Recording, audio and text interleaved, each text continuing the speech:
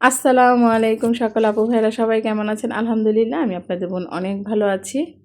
আজকে সকালবেলায় বাগানে এসেছি, শখের বাগানে। আর বাগান থেকে মাশাআল্লাহ অনেক সুন্দর দেখে ডাঁটা তুললাম, রান্না করব।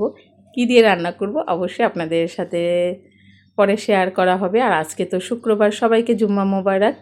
আজকে কিন্তু দুপুরের জন্য একদম দেশের মতো করে খাবার দাবারের আয়োজন করা হবে, কারণ আজকে স্পেশাল শুক্রবার, তার জন্য। আর মেহমান আসবে, তো মেহমানের জন্য রান্না বান্নার আয়োজন। আর কে মেহমান আর কিসের জন্য আয়োজন করা হয়েছিল তা অবশ্যই আপনাদের অন্য কোনো ভিডিওতে দেখানো হবে। আর এই তো এদিকে মুরগির গোশত রান্না করলাম, ঝাল ঝাল করে কলিজা ভুনা করলাম। আর ডাঁটা তুলেছি, ডাঁটা দিয়ে রান্না করব মাছের তরকারি। আর গরুর গোশত তো আগেই রান্না করে ফেলেছি, যেহেতু একটু আজকে ঝামেলা রান্না বান্নার।